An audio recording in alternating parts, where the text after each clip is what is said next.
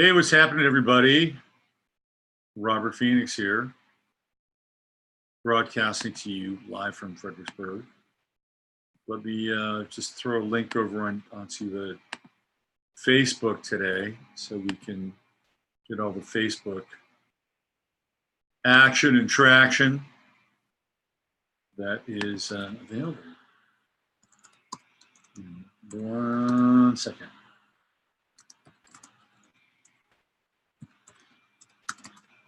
Put this in there. We're up and running.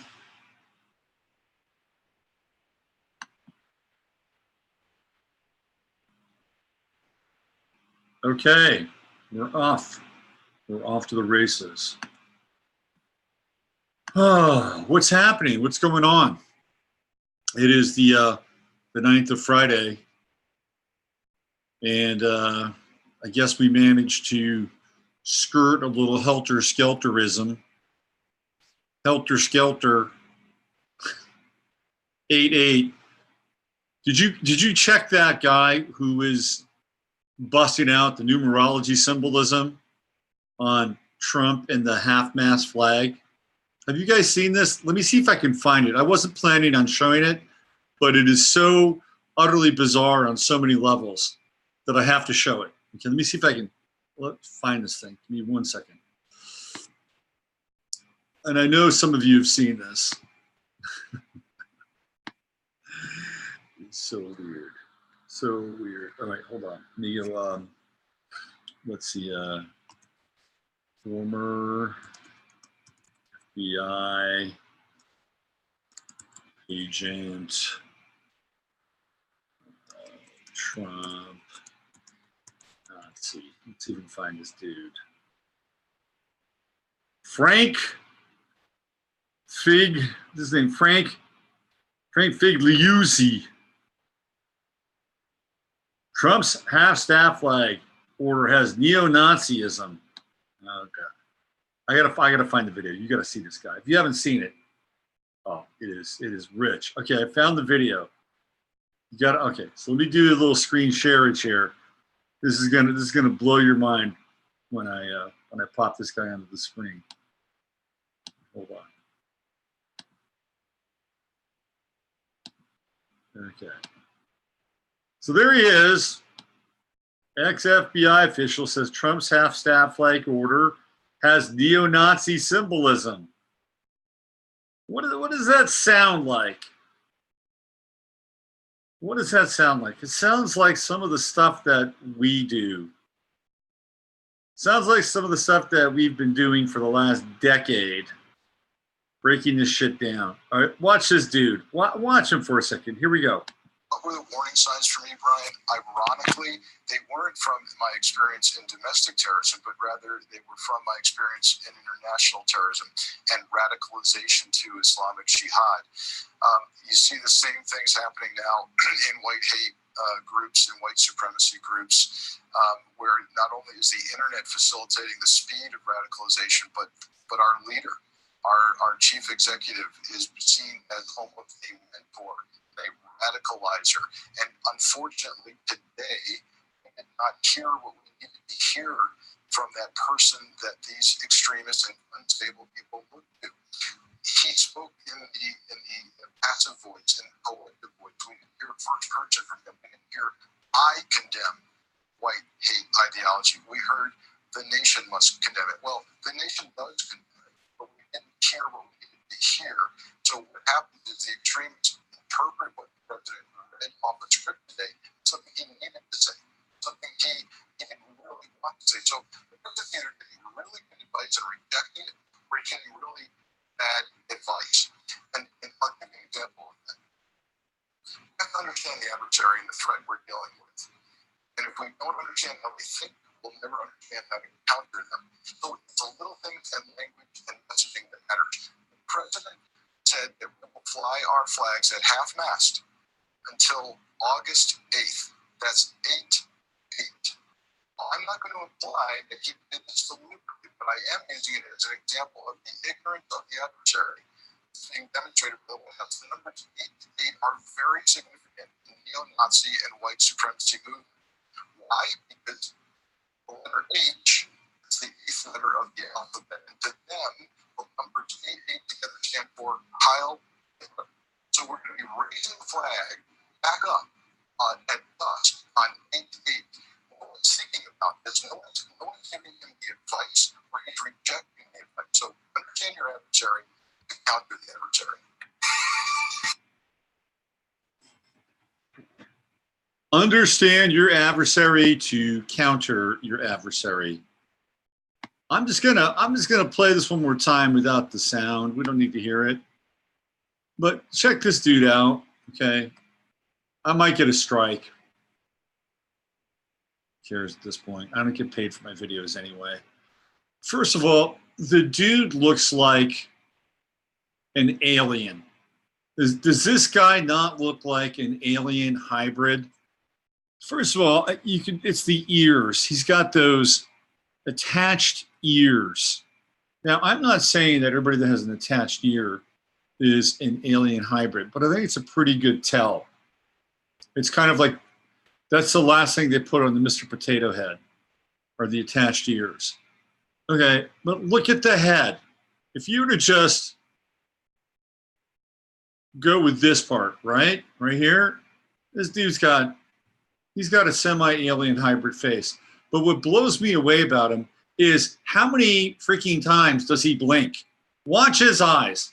Look at how many times the dude is blinking. Do you think that he's blinking because maybe the lights are bright or maybe he has an eye condition? No, he's blinking because he wants to get you into entrainment. Look at that. 1, 2, 3, 4, 5. This guy is blinking. He's firing off more blinks than bullets in any of these recent shootings. The guy's got AK-47s for eyes. Look at it. Look at the blinking action there. Blink, blink, blink, blink, blink, blink. Oh, this dude is, and now he's speaking in symbolic language, Twilight language. Know your adversary. Know your adversary. Know your adversary. Ex-FBI official. Frank Figliuzzi. Frank Figliuzzi. Thanks, Frank. He led worldwide counterintelligence investigations as an FBI assistant director. Remember, these are the same people, by the way. The same people that went after Trump tooth and nail. So, I mean, come on, can we really believe it? But it's interesting now that the mainstream media is starting to break off into symbolism. Don't you think it's interesting? They're breaking off into symbolism. And there's a reason why they're doing that. It's because they're getting their asses kicked by people who are on YouTube and on various channels that are outside the mainstream symbolism, outside the mainstream media network, that have been down this pike for a while now. Like, we're way upstream.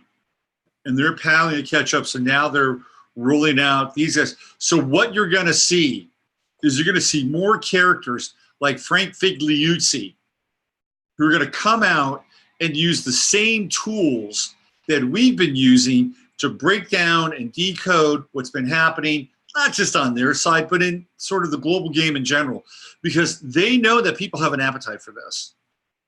And when you get into the language of symbolism, you bypass certain pathways in the brain. And you have a guy who's got, machine gun eyelids, who's firing those points home. But you're going to see more of this now in mainstream media, because they're looking around and they're saying, well, this is what's really happening. This is what's really happening over there on YouTube. We need more of this. We got to find ex-FBI guys who can break this symbolism shit down and then use it against them. That's where it's going. You're going to see more and more and more of it. And they've already adopted, like the left they decided that they were going to become the hardcore conspiratorial theorists. They're the ones that were parroting out the Russiagate stuff, which is that ship has sailed. The SS Russiagate has long since sailed, and now we're on to the USS Racist Gate. But they're going to use everything conspiratorial at their disposal because they understand that this is a symbolic language that people are becoming accustomed to. And they're losing viewers to people over on YouTube because they trot out the same old tired shit. And now what they're doing is they're going to just put a nice, not even a nice, it's kind of a cheesy bow on their same old tired shit. But people, as long as they don't get hypnotized by Frankie Blinkers, we'll be okay because we'll see through it. God, my God, have you ever seen somebody blink that much? Holy smokes. And I know these people blink a lot, but that guy was on a blink count. It's like he had to get in 200 blinks before that brief interview with him. Only about a minute and a half, maybe 2 minutes was over. Frank Figliuzzi. My God. What do you guys think about that? What do you think about Frank Figliuzzi?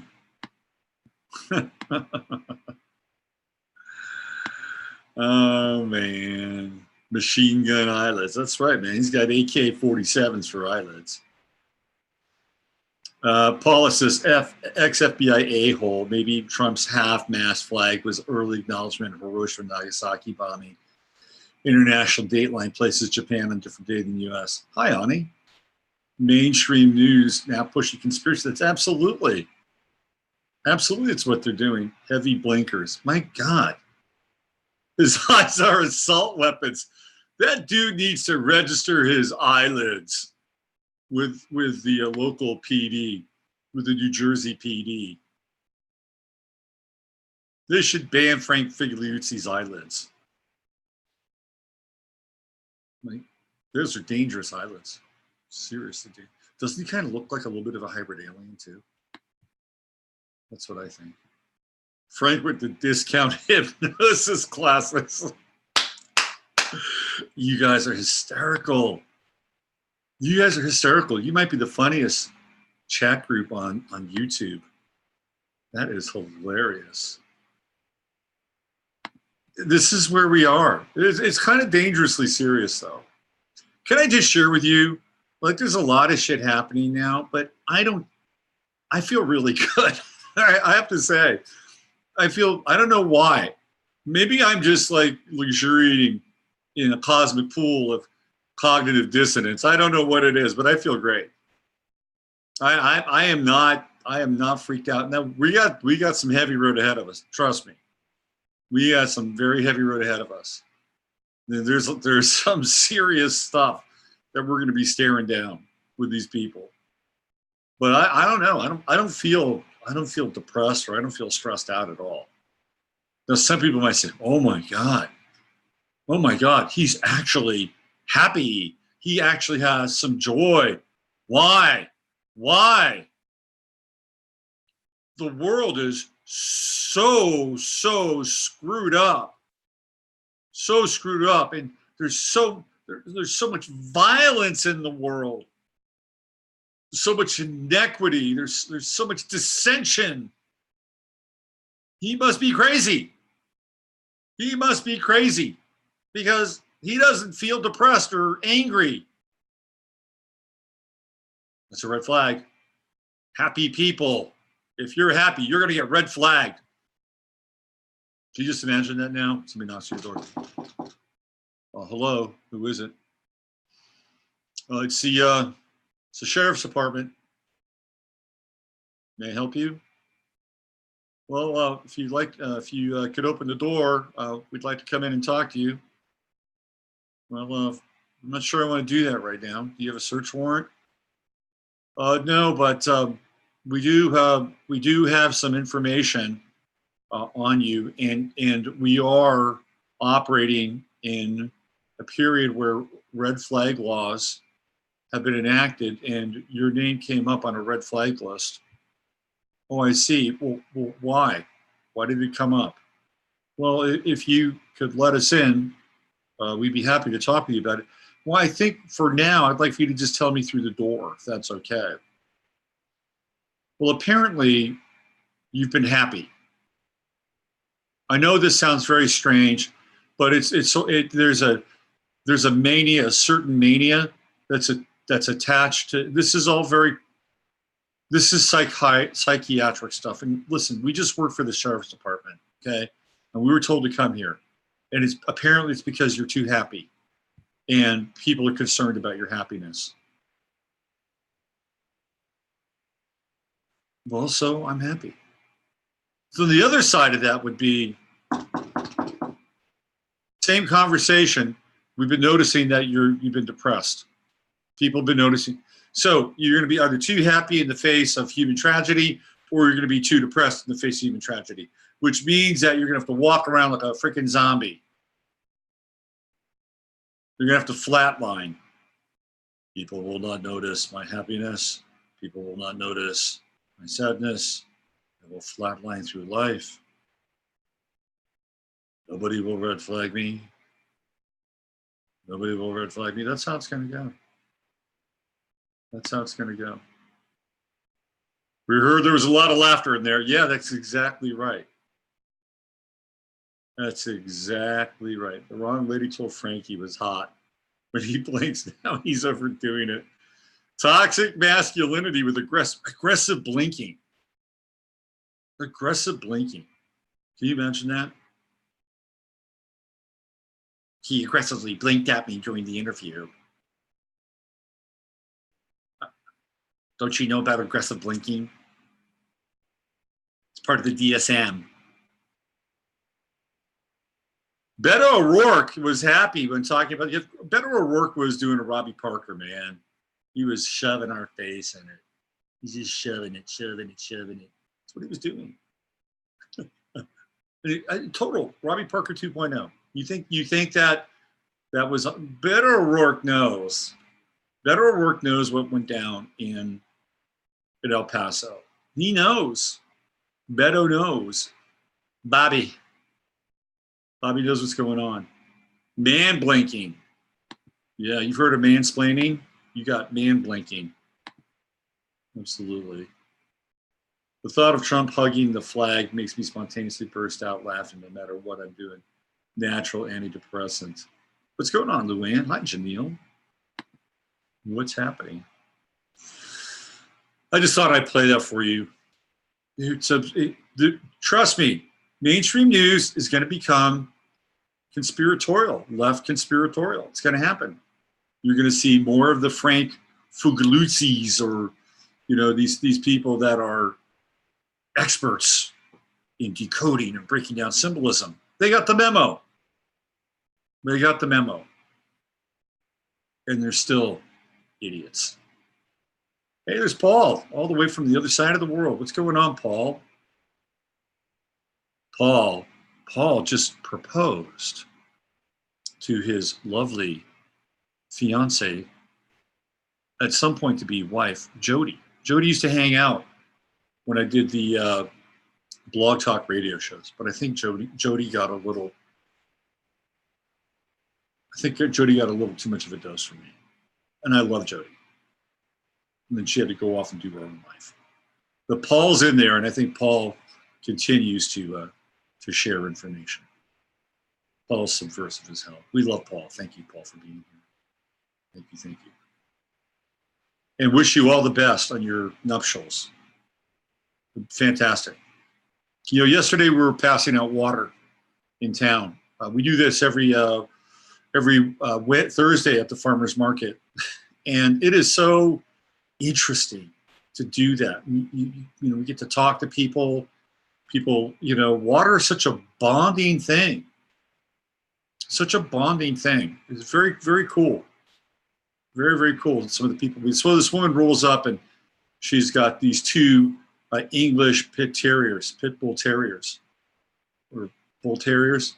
These dogs are trippy looking, and apparently it's the same dog that Patton had.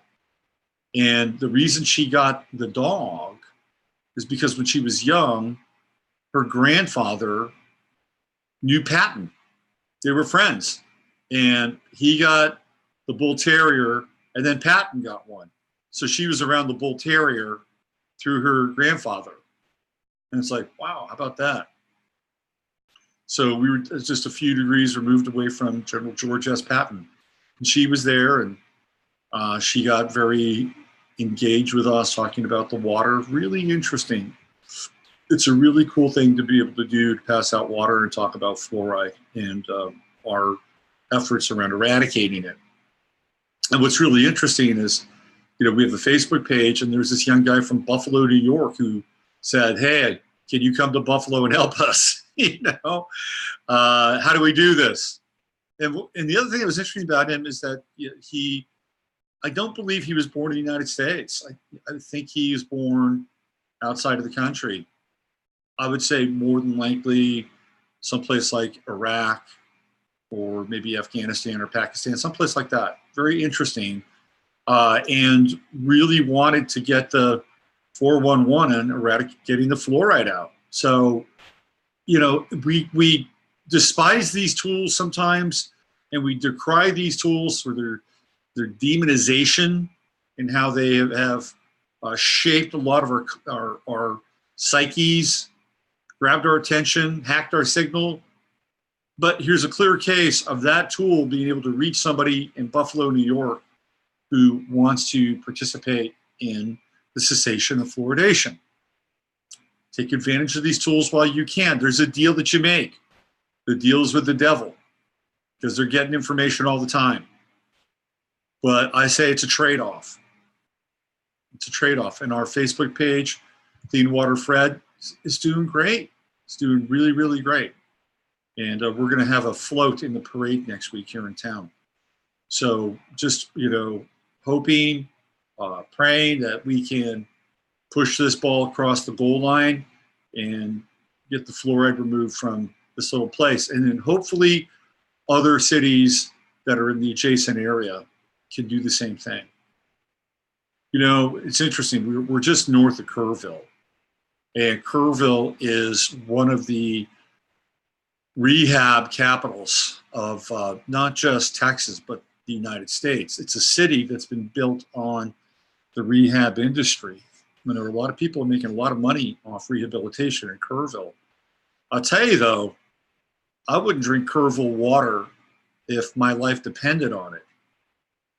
Right? I would crawl down to the river, Guadalupe, and take my chances with the Guadalupe. And that's because of the amount. It's because the amount of drugs, both over the counter and illicit drugs, that eventually get flushed into the Kerrville water supply.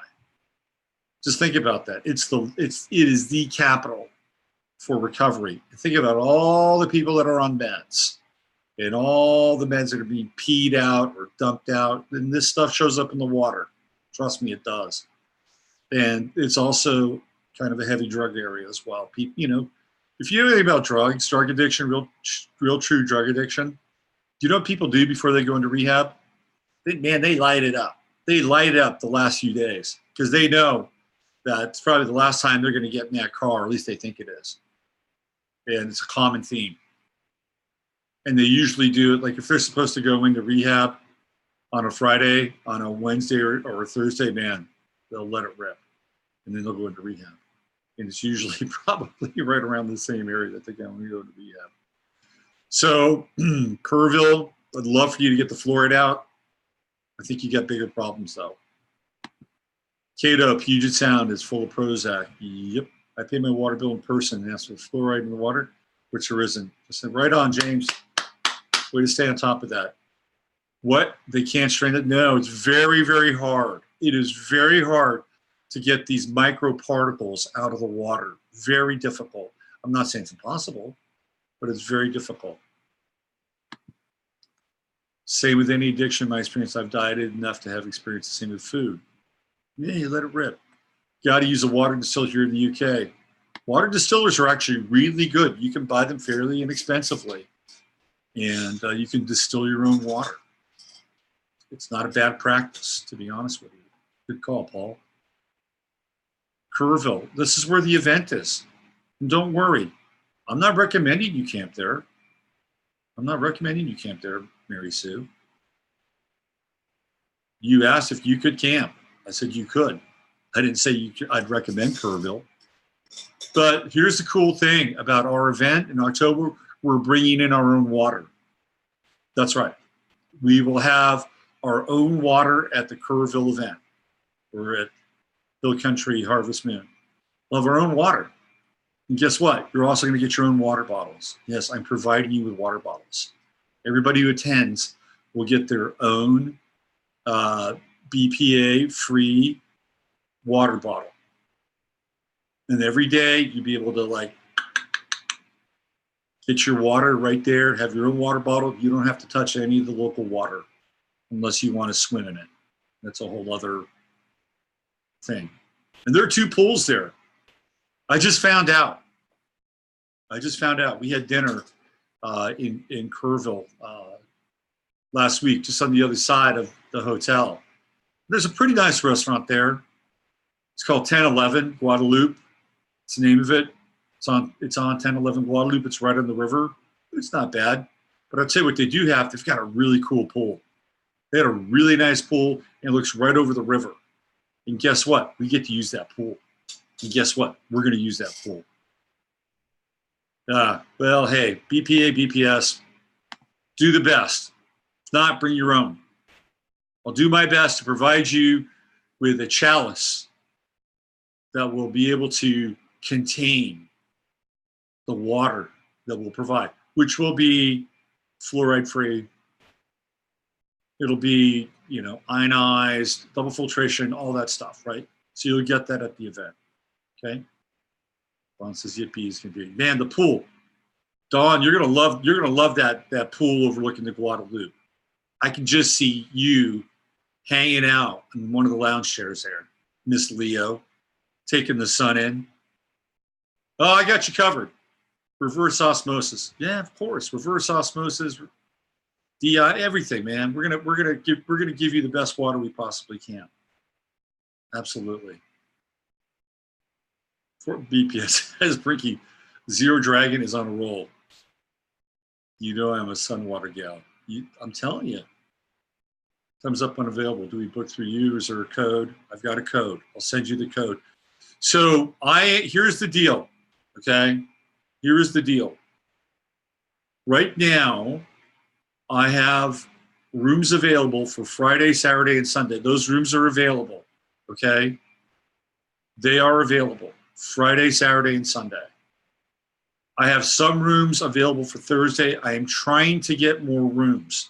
I am dealing with another group who is leaving on Friday who has a seriously large number of rooms. So in the event is going to start on Friday morning, okay? And I've got options for you.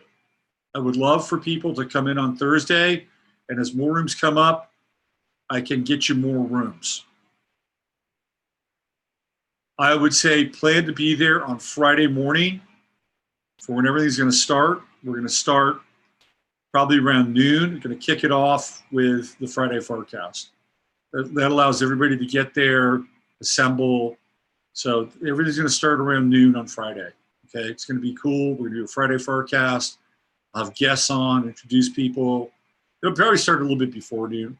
I'm hoping maybe 10, so we can get together. That's not too early. 10 o'clock. Or maybe we'll do the Friday FARcast. I'll have to figure this out, but we're going to have our get together. People are going to introduce themselves. Then we'll go into the Friday FARcast. If I do it a little bit later, we'll do it a little bit later. Then we have Saturday, Sunday, Friday night. It's going to be cool. Okay. And I have some rooms available now for Thursday, and I'm looking to get more rooms available later on Thursday. And I'm also looking into possibly getting, and this is sort of out in the, and I got plenty of rooms for Friday, Saturday, so we're fine with that. And I've got some rooms for Thursday. I just have to get more rooms freed up for Thursday. Some of you people have already booked for Thursday. I'm going to send out a couple of links today, and there's still some available for Thursday. So hang in there with me on this process. Hang in there. And I know booking travel and stuff is really key and critical. But I am also thinking about getting another place adjacent to the hotel or close that would be kind of an Airbnb with about 4 or 5 rooms. I'm thinking about it right now. So let's all work together so we can all be there, and it'll be a very cool event. Trust me, very cool event. And yeah, so we'll have clean water throughout. It's gonna be great. It's gonna be great. And what else? Oh, and I'm gonna be doing my power coffee. We'll do a power coffee powwow on Saturday morning. So, I drink my power coffee. Everybody gets the power coffee. And we'll have tea and all that stuff as well. So every morning, just roll out. We have our own room, our own space that we're going to be meeting in every day. It's where the talks are going to take place, where the workshops are going to take place. So it's going to be a lot of fun. We're going to have a journey to Enchanted Rock. That's going to be really cool. You're going to love it. Chris Crimmy is going to be doing dowsing, teaching you all how to douse. It's going to be very, very, very sweet. We're going to have lunch, picnic up at Enchanted Rock. Bring your sun hats. Bring your Indiana Jones hats. There you go. Power coffee. Yeah, man, I got my power coffee. Definitely. I'm there Thursday afternoon. Okay, so Ani, what I'm going to do is I'm going to send you a link, Ani, so you can register. There are a couple other people. I've got some stuff freed up for Thursday. I also have a room set aside. I don't know why I'm talking about this. What is the world? I have a room set aside that can house or have more than 3 people in this room. I have a room that I reserve that has 2 queens and a rollout, which could theoretically have possibly three or 4 people, depending on how close you want to get. So if somebody has a modular kind of situation, let me know, and I can set you up for Thursday, Friday, Saturday, Sunday. Okay? All right, that's enough logistics. Let's get into today's show. There's a lot of really interesting information about today's show that I'm very it grabbed me, and I put some pieces together.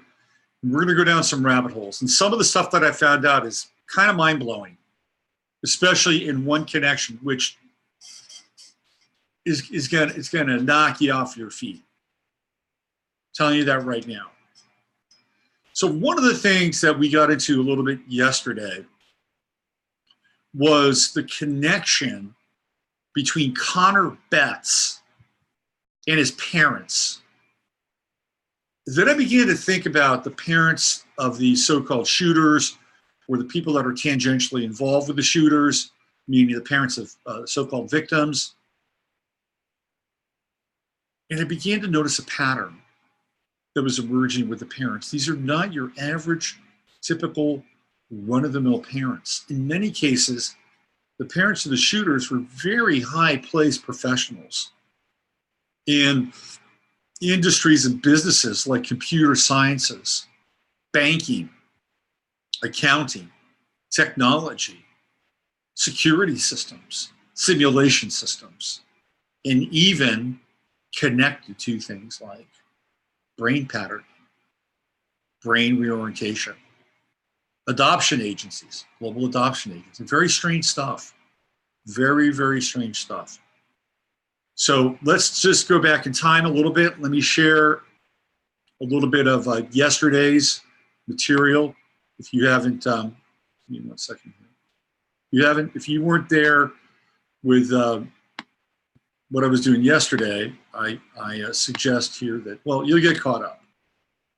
You'll get caught up. You'll get caught up. Just give me a second while I get the very pertinent material that will allow us to find the patterns and recognize the relationships between the shooters and their parents.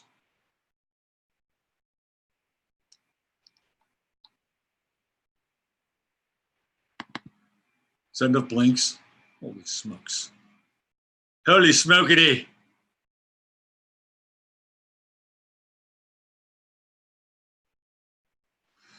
Okay, here we go.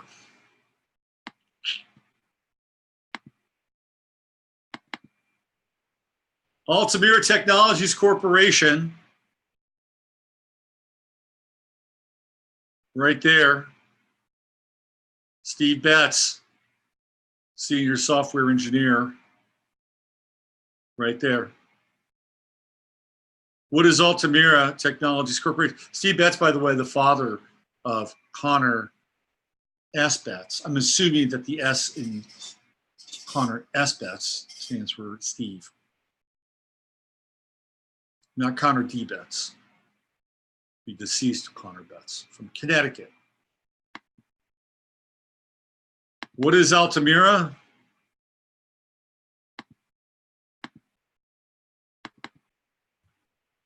Altamira Technologies Corporation is a top open source technology company in the national security space. Headquartered in McLean, Virginia. That's CIA country, by the way. Altamira provides engineering and analytic services to the defense, intelligence, and homeland security communities. Connor Betts' father. Altamira focuses on creating innovative solutions that leverage common standards in architecture, data, and security, which enables the company to solve complex issues of great importance to the nation while lowering engagement costs through the speed of adoption, collaboration, and trust. And of course, if we look at the symbol, you just take that little white line out there and another little white line out there. What do you have? You got yourself a nice little Masonic symbol.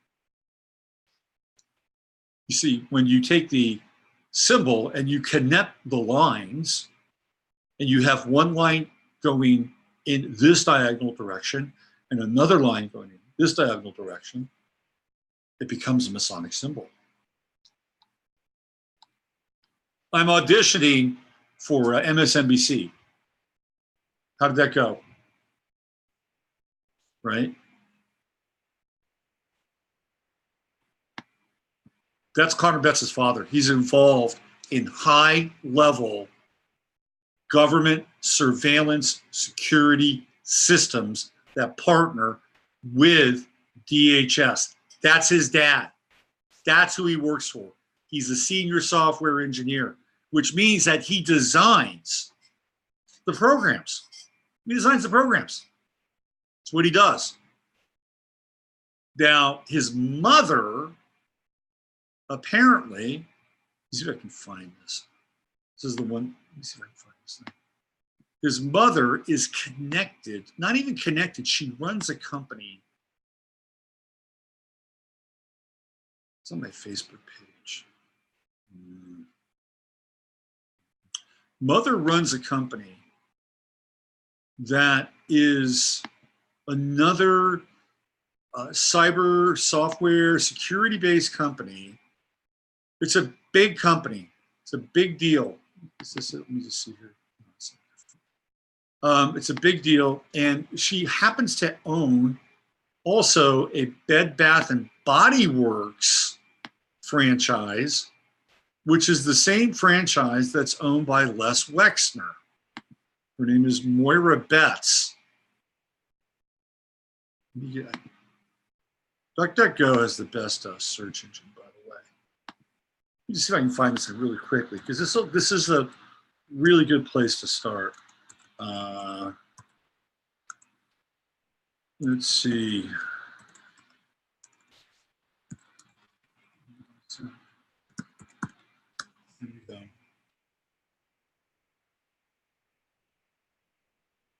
Ah, there it is. Yes. There it is. Bada bing. Minithern Technology. President, owner of Minithern Technology. Minithern. That's an interesting name, isn't it?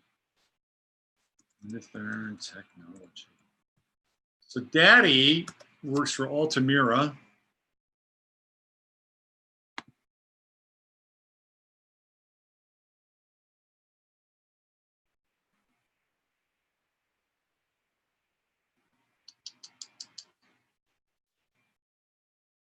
Let's look at this.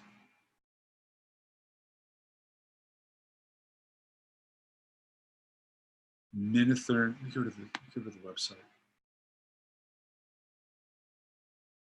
Oh, guess what?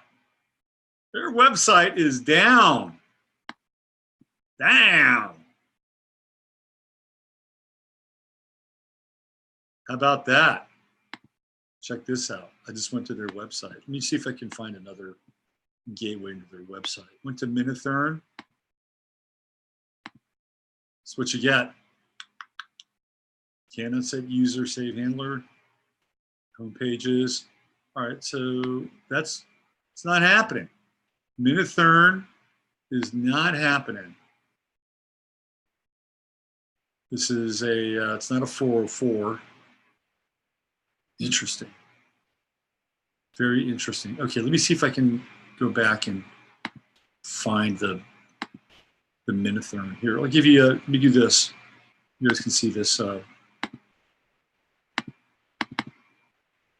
So they're in Bellbrook, Ohio, providing comprehensive solutions to clients seeking to achieve superior business performance, specializing in consulting, custom software development with e-commerce, network services, interior applications, yada, yada, yada, yada, yada, yada, yada.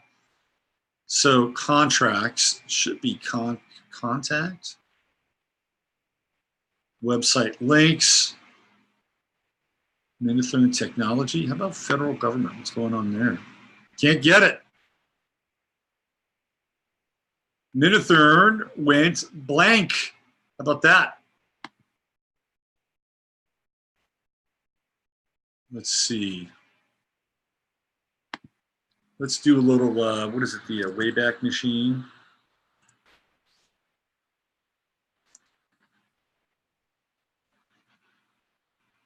See if we can go there. Sometimes, the Internet Archive. You guys haven't used the Wayback Machine. It's pretty cool. Pretty cool. Pretty cool stuff. So let's go back. Let's see if we can get Minithern. Maybe about a year ago. Let's go www.minithern.com. Let's see what we got. Browse history. See if this yields any results. No. What's this?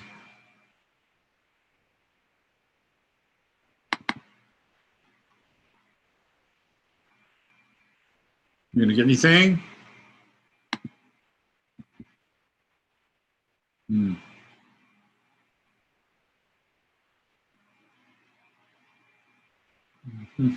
Come on, Minithern.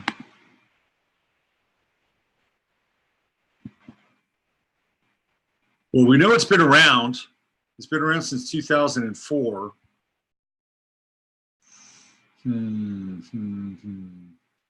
It's not allowing us to get anywhere in there. Isn't that interesting? Very interesting. It was crawled. The site was updated more in FAQ. Now I'm curious. Now I'm really curious. Big spike in 2010. Lots of traffic. All right, let me just go back in here one more time. Minithern.com. Don't worry, I got plenty of stuff that's already loaded. Minithern. I know the .com doesn't work. Okay. Oh, look at this. Here we go. This is from a couple days ago. August 7th, 2019, did Raytheon General Dynamics and Minithern promote white supremacy in Dayton? Okay. Remember, I'm freewheeling on this Minithern stuff, but it's the company that is run by Moira Betts. Now, here we go. Let's see if we get some Jim Stone in here.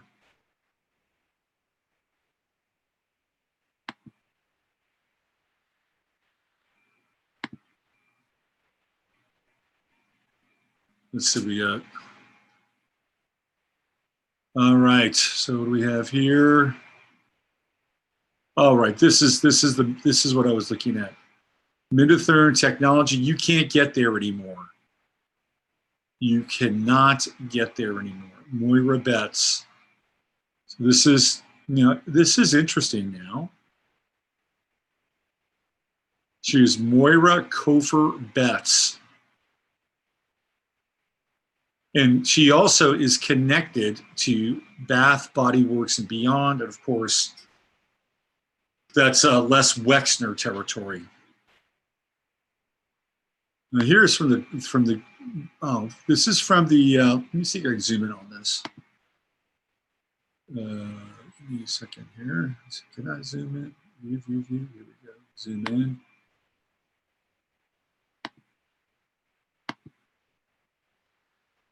Because they did get to the Wayback Machine, but now the Wayback Machine is not pumping it out. So DARPA, Army Reserve, these are all connected to Minotherm technology, right? DARPA. It's a DARPA company run by Connor Betts' mother. Connor Betts' father works for Altamira, who has contracts with DHS. Are you seeing a pattern here? We're just starting. We are just scratching the surface. Okay. Here we go. So I'm going to go back in time now, and I'm going to get into another shooter who in some ways is perhaps a bit more famous, or at the very least infamous. I'm sure it'll work if you click on the blue dates. Thank you. Thank you. So Ishmael Wayback, you click on the blue dates. All right. So we go to let's go to the Wayback Machine again. Thanks for that. I just want to do one more time. Wayback Machine. Let's do one more time.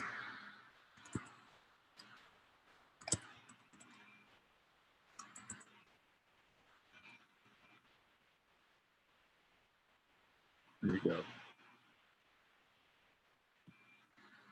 Minotherm.com.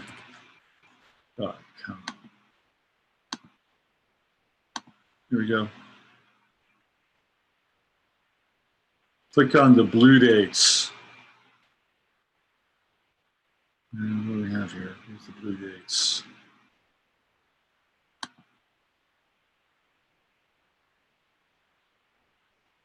What? Minotherm Technology by Steve Betts.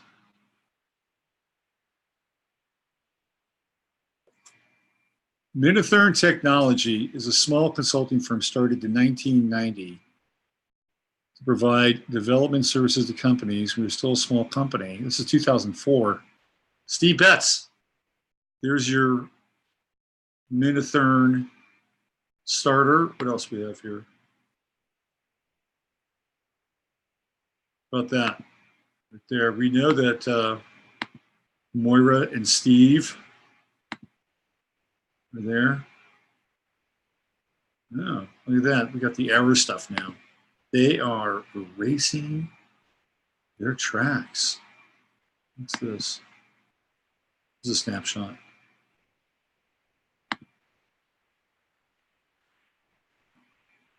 Oh man, look at that. You're covering the tracks. What about this, January 3rd?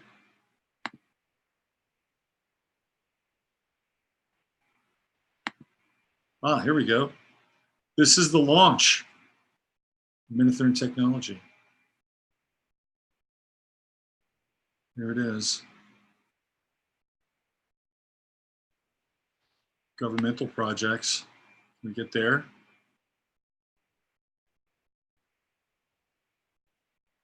Oh, look at that. Oh. Thanks, Ishmael. Air Force Research Library. These are their projects. Air Force Institute Technology, Army Reserve, AFRL, DARPA. developed a prototype with TASCE as part of the Advanced Logistics Program to allow automated deployment planning to AF wings to remote bases. We've got the Ohio Bureau of Workmen's Compensation. I guess that's their sole. Look at that. Look at that. They are deeply embedded. This is the company run by Connor Betts' father. What do you guys think about that? You can't see the screen? Hold on. Let me see.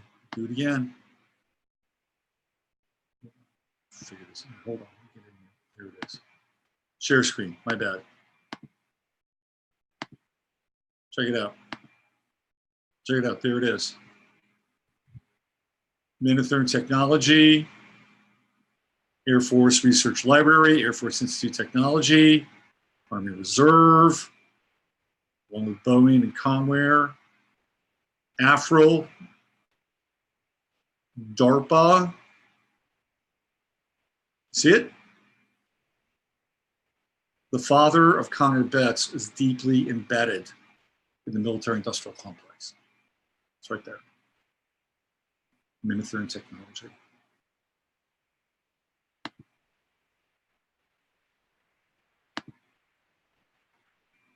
See it? They're using tech to communicate in private. Works in the virtual, so you can't see the screen. Did you get it? You guys got it, right? Alloys, and then Alon Science is another one of these defense contractors. Same Les Wexner that has ties to Epstein. Yes, it's the same one. Okay, so those are two parents.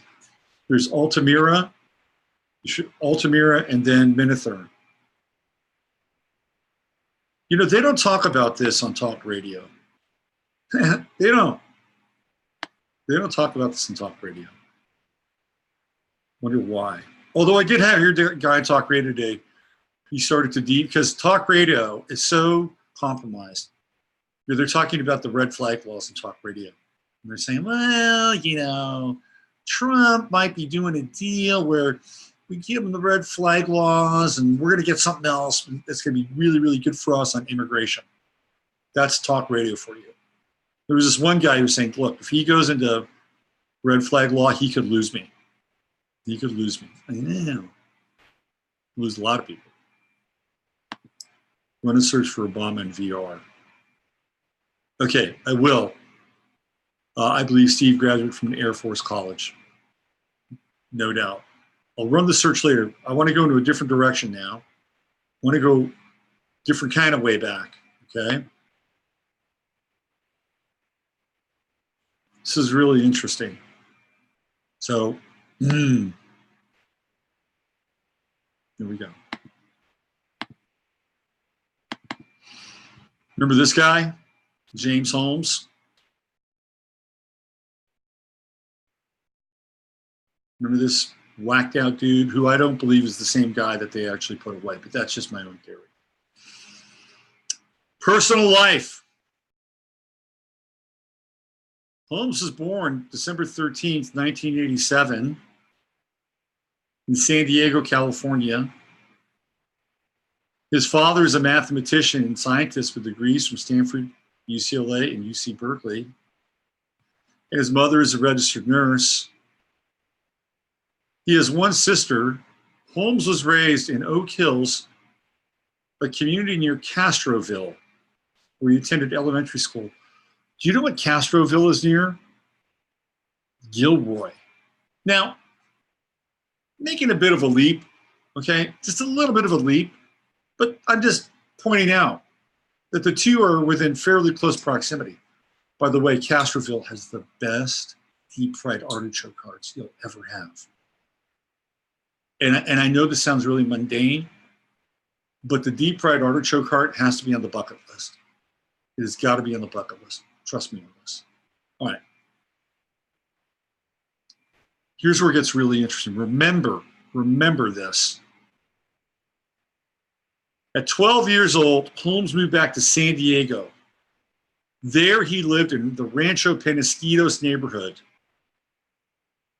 where he reportedly began to decline socially. Okay. Went to Westview High School. Ran cross country. He attended Penasquitos Lutheran Church. So Rancho Penasquitos is just kind of, I almost moved to Rancho Penasquitos back in the early 2000s. It's kind of in the center of a little bit north of San Diego. There's Rancho Penasquitos, Rancho Bernardo, Poway, that area. Anyway, that's where he moved. All right, what about his father? He's a scientist, mathematician. He's not just any scientist. He's not just any mathematician. Oh, no. This is from, ironically enough, a website called democraticunderground.com. Okay. Educated at the University of California, Berkeley, Stanford University, Robert Holmes is currently the senior lead scientist with the American credit score company, FICO. You get your FICO score. James Holmes' father worked the algorithms. It's right there, which was formerly known as Fair, Isaac and Company. That's where you get your FICO or FICO. So this links to this Mortgage Movies blog spot. I'm going to put this link inside of the show page. This is a really interesting post. Start up here. This guy is really putting some Christopher King, Mortgage Movies Journal. This is very interesting. This is all about the imploding mortgage market. So this guy gets into the James Holmes stuff, right? And he's talking about county real estate laws, right? So this is very interesting. It says this county is a complete mess, and so is this journal post. I apologize, it got so unwieldy on me. Anyway, I was in Connecticut on Friday when the Newtown Sandy Hook shooting occurred. How about that? I briefly discussed the matter with the security officer that the feds put on me to keep me from rolling video on a public right-of-way.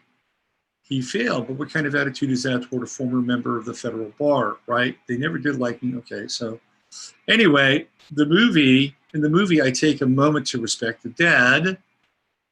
Beyond that, I have to be asking this: is it a complete coincidence that Adam Lanza's parents and James Holmes' father are heavily vested in the World Financial Infrastructure, GE Capital, specialties taxation of partnerships and partners, real estate investment trust, private equity mergers, Ernst & Young, Payne Weber, Peter Lanza, and FICO, Robert Holmes?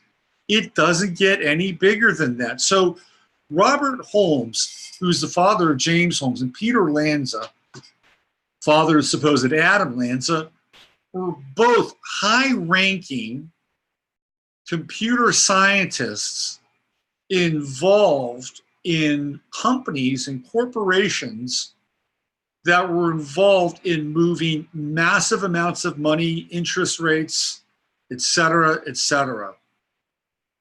Okay?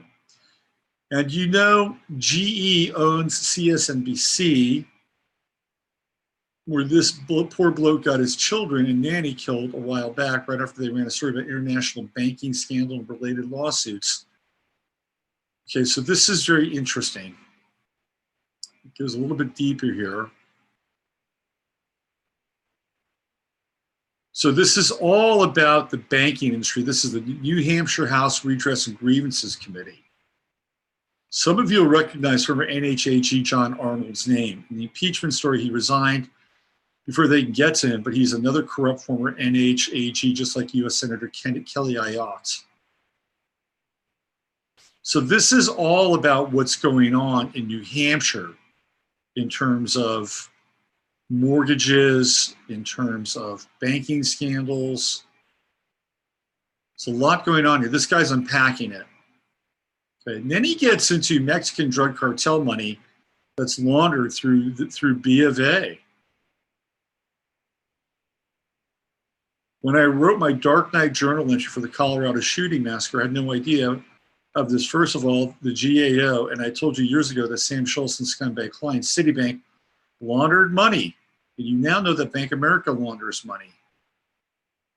Most important to note about James Holmes, however, this report says that his father, Robert Holmes, was said to have been scheduled to testify within the next few weeks before a U.S. Senate panel on the largest bank fraud scandal in world history is currently unfolding. He threatens to destabilize and destroy Western banking system. Holmes, whose blue blood family links go back to the Mayflower, is known throughout the global banking community as being the creator of the most sophisticated computer algorithms ever developed, and is credited with developing predictive models for financial services, credit and fraud risk models, first and third party application fraud models, and internet online banking. This is James Holmes's father. So here we go. This is some information on Lorraine Suiters versus B of A. So Robert Holmes received his PhD in statistics. This is where it gets really trippy. His PhD in statistics in 1981 from the University of California at Berkeley. By the way, Cal Berkeley is just down the hill from DARPA. It is just, I used to crawl all over those hills. So I used to hike up in those hills with my kid, and DARPA is located on the hill right above Cal Berkeley, overlooking the entire Bay Area. Spectacular view, by the way. Children's Museum in Berkeley is right up there too. Great museum. Children's Science Museum. We used to hang out there a lot. So check this out. All right, he worked for the San Diego-based HNC Software Incorporated from 2000 to 2002.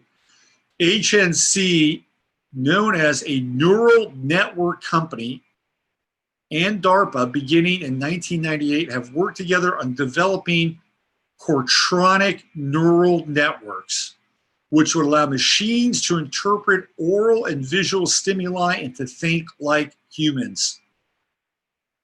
The Cortronic concept was developed by HNC Software's chief scientist and co-founder, Robert Heck Nielsen. HNC merged with the Minneapolis-based Fair Isaac FICO, a computer analysis and decision-making company. Robert Holmes continues to work for FICO. Robert Holmes' brief bio at LinkedIn states the following: my educational background is in mathematics and statistics. My experience over the last 10 years at HNC and FICO has been in developing predictive models in financial services, credit and fraud risk, first and third party application. That is Robert Holmes. This goes on and on. Just prior to the shooting in Aurora, Colorado, James Holmes, the son of Robert Holmes, software developer, allegedly killed 12 and injured over 50 others. A scandalous report was issued in the UK about the LIBOR scandal. Who else was set to testify about LIBOR? Peter Lanza.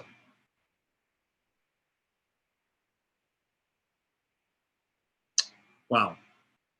Wow, wow, wow. I'm going to put this in the chat so you guys can go back and reference this. Right? Here we go. There's a paste right there. Okay. There it is. There is the link. All right. So, Cortonic control. This is basically tapping into neural networking, machine learning, predictive analysis, predictive models, so that machines can spot trends.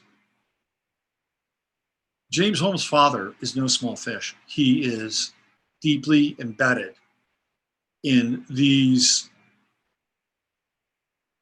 systems, technological, computational, and predictive modeling systems at a very high level. So now we have a connection right? Between James Holmes, a shooter, so-called shooter, and Aurora, who goes off the res. His father linked to high-level computer sciences that are also connected to DARPA. We have Connor Betts, whose father and mother both have companies that do contracting to DARPA, probably based on predictive modeling, surveillance, neural networking, all that stuff, right? Okay. Where does James Holmes grow up? He grows up in Rancho Penasquitos. Rancho Penasquitos, okay? All right.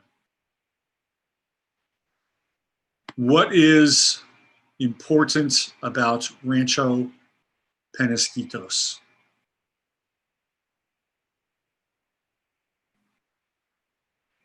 I'll tell you what's important about it. Give me 1 second here. I have to find it right.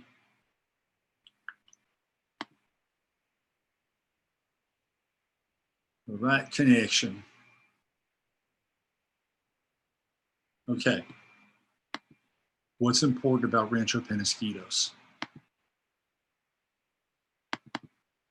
It's the same place that John Earnest, the so-called synagogue shooter, is from. Okay. Now, John Earnest has connections to Escondido. And I'm going to get into Escondido. It's a very important place in this story. So this is from the San Diego Union, the Union Trib.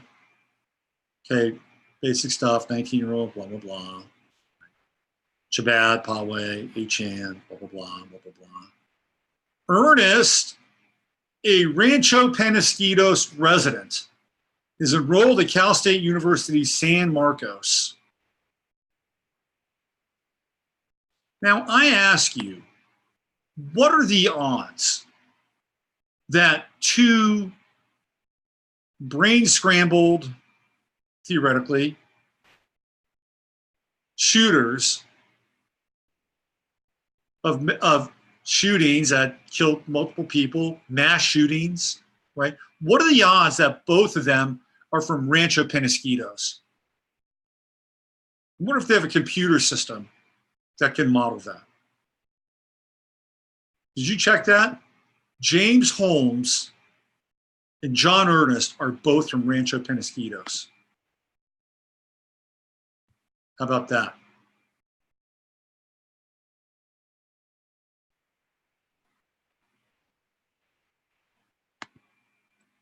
It gets darker, it gets deeper. Okay. I'll go back to that story. Back to the story. Give me 1 second here. All right.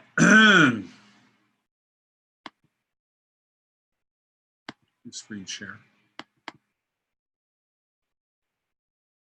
So his father is a science teacher at Mount Carmel, right? Father John Earnest is an advanced placement physics teacher, not just science, advanced placement physics. So he's dealing with high school kids who are super bright, and he's dealing with physics, high-level science. So now we have three fathers who were involved in the sciences: high-level physics, high-level computational models of predictability based on risk assessment, and another father who has two companies who are deeply embedded with DARPA, okay?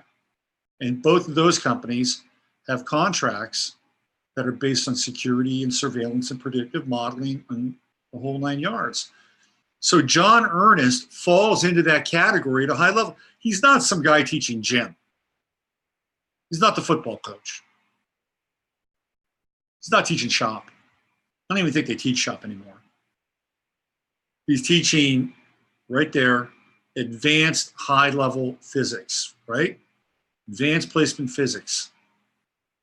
Where did they go to church?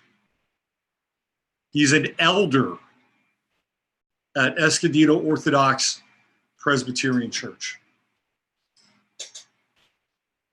Apparently, the kid set a mosque on fire at Escondido. I lived in Escondido for 2 years.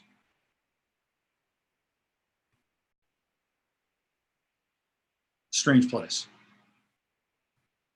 Escondido gets stranger, though. A number of years ago, there was a woman who was a quote-unquote Illuminati whistleblower. And her name was Svali. S-V-A-L-I. Svali. I've talked about Svali before. And Svali was an Illuminati insider that was running around the internet late 90s, early 2000s. This is the Svali page right here. Okay. And her articles were originally published at www.suite101. Welcome, ritual abuse. There's a whole series of chapters on ritual abuse, CIA, military, government.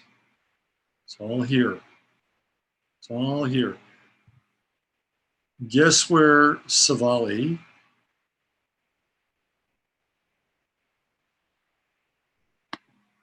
got her Illuminati indoctrination or satanic indoctrination? Escondido. She spent a lot of time in Escondido.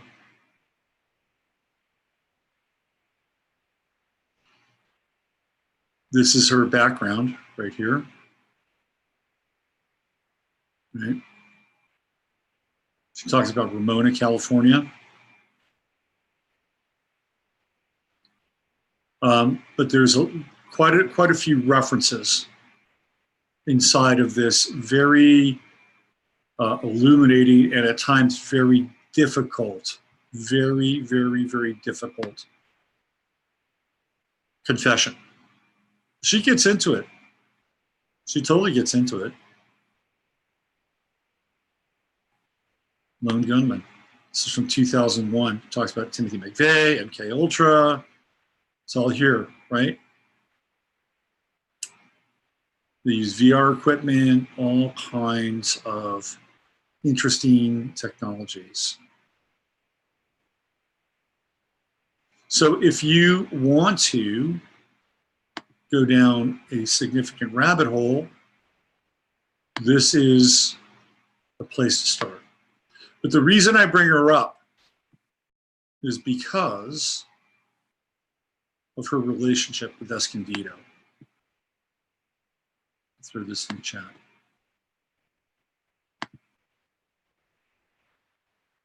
Hey, Annette, how are you? Nice to see you. There you go. Yes, LIBOR. That's right. I thought, yes, he was supposed to testify against LIBOR. Didn't do it. And apparently, so was Robert Holmes. Right there. So was Robert Holmes.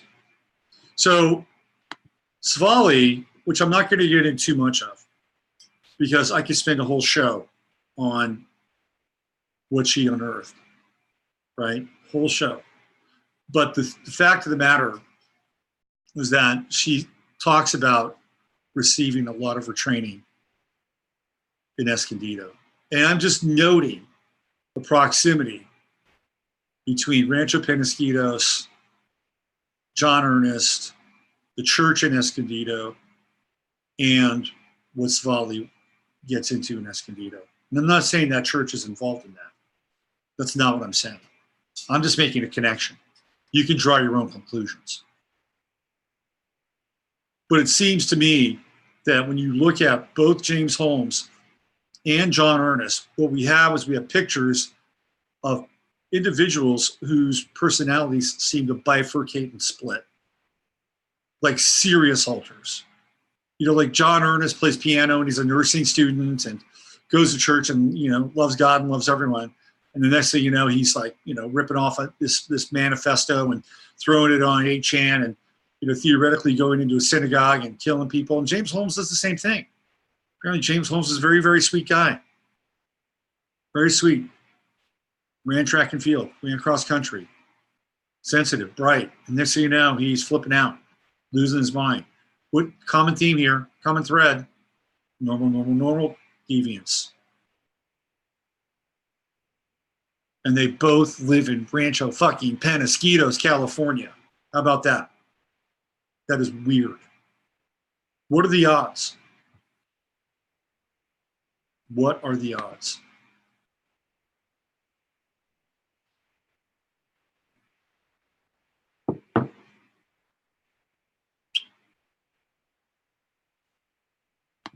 Gets deeper. Gets deeper.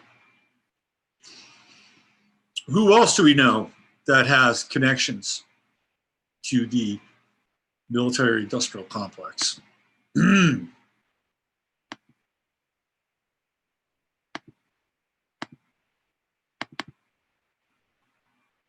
there.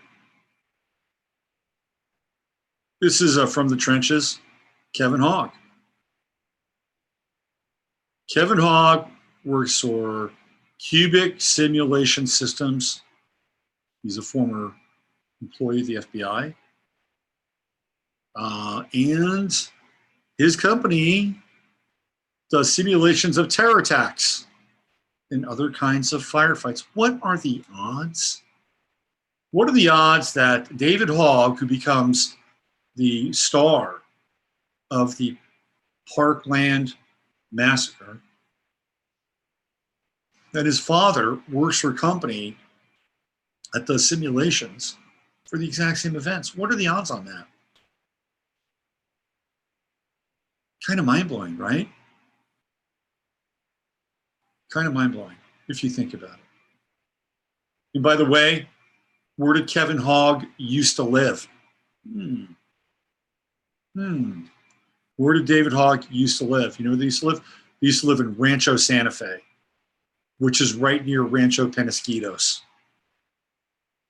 So now we have David Hogg, we've got James Holmes, and we've got John Earnest, all at one point in time growing up within roughly a 25-mile radius of one another. How about that? If I'm not mistaken, Emma Gonzalez is also from that Rancho Santa Fe area. Very Tony area, Rancho Santa Fe. The Hoggs, the Holmes, and the Earnests, all within a 25-mile radius. There it is. It's all here. Cubic Simulation Systems, Advanced System Architecture for Urban Live Training Assault. That is Kevin Hogg's company. Right there. Right there. Cubic. Right there. And I've talked about this before. It's nothing that I haven't covered in the past. I've talked about it before. I've written about it before. Right? Yeah, David Hogg. David Hogg he surfed in Southern. I believe David Hogg graduated from high school in Southern California. That's my opinion. Right? That is my opinion. Banning links, spiral. Hey, I'll put the links back in later. Pretty wild, huh?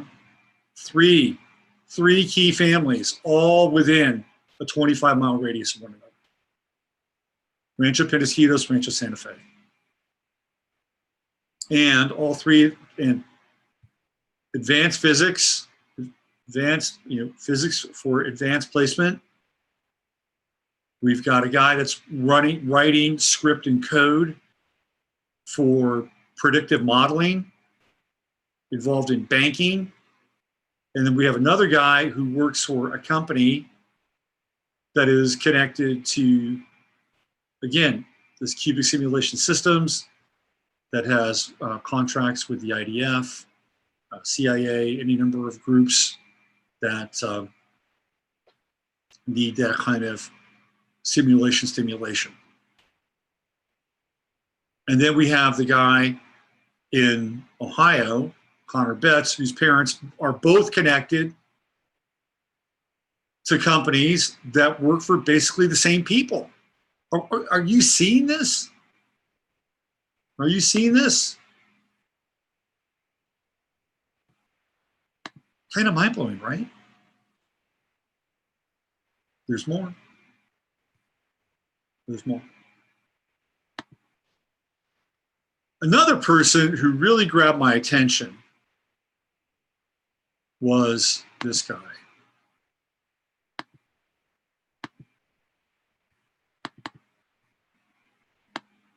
Jeff Caskey. Jeff Caskey is Cameron Caskey's father. Cameron Caskey was another one of the breakout stars from the Parkland massacre. So let me just read this. Before embarking on his legal career in 1993, Jeff was a music and entertainment agent in New York City. I wonder if he knew Marianne Williamson. That's where she got her start as a cabaret singer, including a stint in the prestigious William Morris Agency's agent training program. In addition to his career as an attorney whose practice has been concentrated almost exclusively on adoption law, Jeff has been involved in law enforcement for approximately 20 years and has been a fully certified and sworn police officer reserve since 1999. Jeff's experiences in entertainment, adoption, and law enforcement give him a unique perspective from which to approach these types of cases as a mediator. Jeff has been certified by the Supreme Court of Florida in the Family County Circuit Civil Mediator categories. Jeff Caskey got himself into a little bit of trouble, though. He's the best-selling author, 99 Things You Wish You Knew Before Choosing Adoption. Jeff's business was called One World Adoption Services. Interesting title. And they started off in 1995. We help women who are facing unplanned pregnancies find loving adoptive families and arrange the ideal adoption situation. Our clients receive help throughout the pregnancy with housing, living expenses, medical expenses, as well as counseling, support, financial help, even after the birth. Our agency provides complete confidentiality. The only problem is Mr. Caskey's. He's also the president of the Autism Channel. Look at that. This guy, how do these people do all this shit? He's a mediator. He's a music festival theme cruise risk management consultant. He's the owner of Caskey and Caskey PA. Life Through Surrogacy. He's the vice president there. Vice president of he's an agent. I mean, come on. How does all this stuff go down that quickly? Right? How does he manage to do all these things? I mean, you know, probably doesn't. But he's got enough fingerprints in these worlds that he can touch in at any point in time. He got in trouble, though. One World Adoption Services got in trouble for threatening a mother in Haiti. Oh, Haiti. If she didn't give up her twins, they threatened that they would send her to prison. Two couples filed suit Tuesday against separate South Florida adoption agencies alleging breach of contract and a host of other claims. Palm Beach County couple Lori Barron and William Bermudez accuse Bermudez, an interesting name. That strikes a chord. Deerfield Beach-based One World Adoption Services, which they say paid to conduct a home study, of interfering with their adoption of twins by offering to pay the birth mother money if she would place the children with their agency instead of the couple. So basically, Caskey was going around the parents and offering more money to the surrogates for their kids. The birth mother breached her contract with the plaintiffs, they allege, and instead placed the twins with One World, which in turn placed the babies with another family. They had a branch in Sugar Hill, Georgia as well. Okay, there it is. You can see it. So Florida and Georgia. That was run by somebody named Marge Snyder. So, of course, we have the Haiti earthquake and all the kids that were flying out of there. Mm-hmm.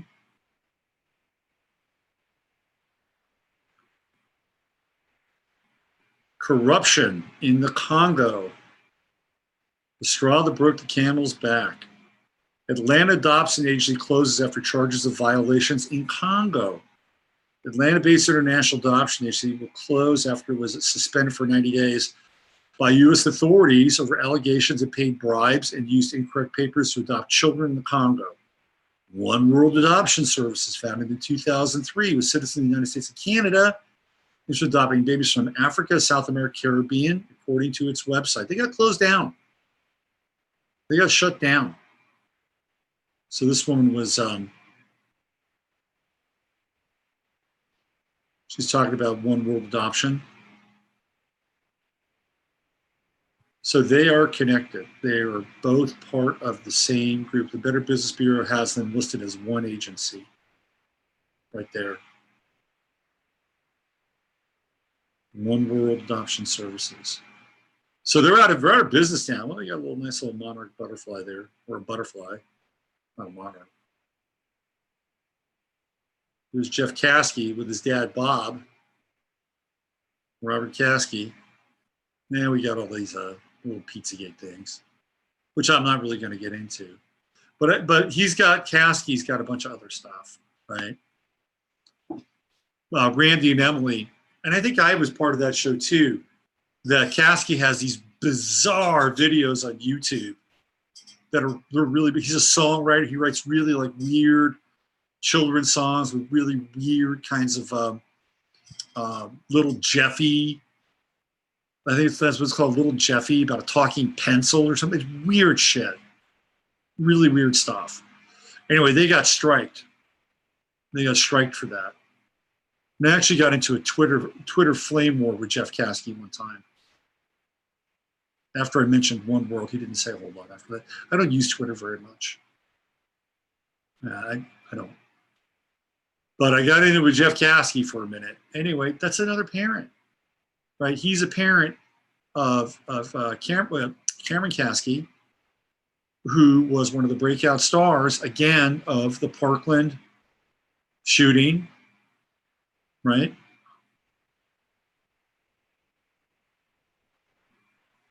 Okay, thinking about something here. All right. Anyway, but yeah, I mean, this guy's connected to a global adoption agency. He's moving kids from third world countries, and he got shut down because of his business practices were shady, to say the least. So now his son wasn't a shooter, but his son clearly became elevated very quickly onto the public forum and the public stage. That's another case of a parent who's not just your typical parent.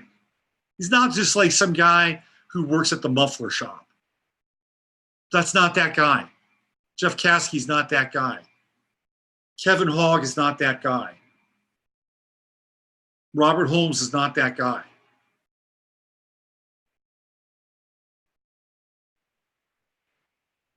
Guess who was adopted? Nicolas Cruz.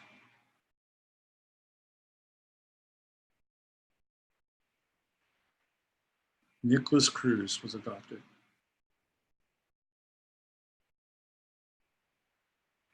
That's Linda Cruz. So they adopted Nicholas and his brother, and they adopted when they were late in life. Here's Nicholas Cruz. Do you think maybe Emma, that's interesting. Emma. Do you think perhaps maybe that Linda Cruz might have been connected to Cameron Kasky when it comes to adoption? Let me give you the share. There you go, right there. There she is. I mean, if this is true, if this is really true, and if that's really Nicolas Cruz, look at that face. Look at that face. And whether or not this kid was actually pulling triggers or not, clearly he's in a pretty fucked up situation. How does that beautiful little cherub, turn into Nicolas Cruz at any level? This is one of the great mysteries. Although I think based on some of these models that we're seeing, I think we're getting the sense as to how that can take place. All right. So his father was Roger Cruz. There he is. His father was Roger Cruz. Malcolm and Christine Roxburgh, who were neighbors of the Cruz family for many years, told us on the Sentinel that the adoption was a wonderful idea. It was a wonderful idea. Two older people have two little boys to look after. They were just kind people. Nick got into trouble. Then after Roger died first, and after Linda died, it was kind of open season for Nicolas Cruz, apparently. Right?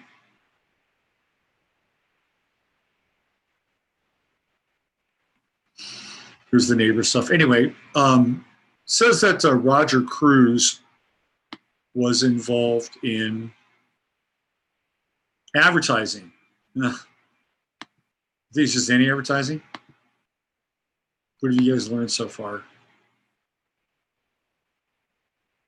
Not just any advertising.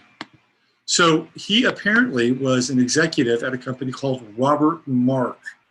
So I had to really dig in, right? But eventually, Robert Mark, I believe, eventually morphs over to Robert Mark Technologies.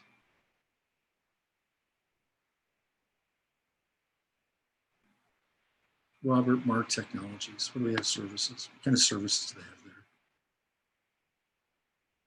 there? Upgrade, run and operate conversion services, BMC and CA products. What kind of products do they have?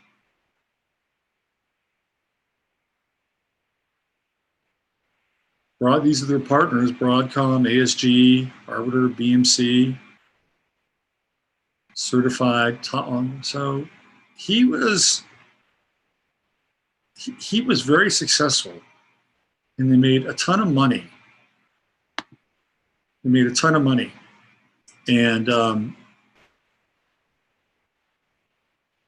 Nicolas Cruz and his brother set to inherit millions of dollars. So the father, Roger, wasn't just part of any advertising agency. He was part of this Robert Mark group, which is, again, one of these companies that has a lot of different fingers in a lot of different places. And this technology aspect of the business was part of it. I just want to look at something for just 1 second here. Give me a second.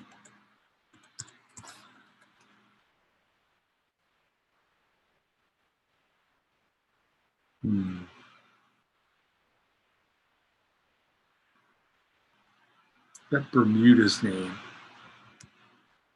Hold on. One little thing here.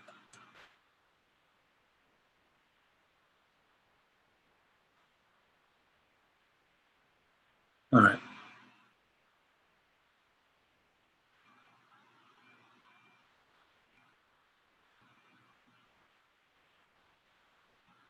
That's weird. there's a strange connection to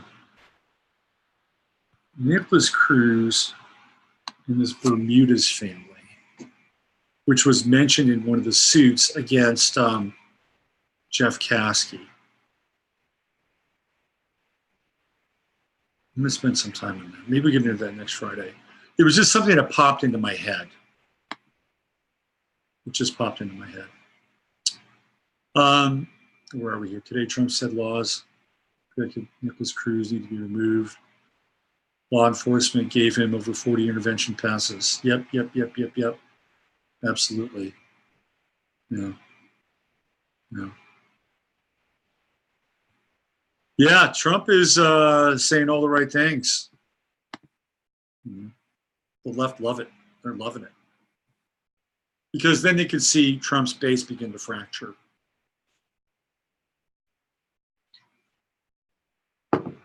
Because he's beginning to approach unapproachable territory. You know, the two sacred cows of the Constitution, right? The First and Second Amendments, and they're just hovering.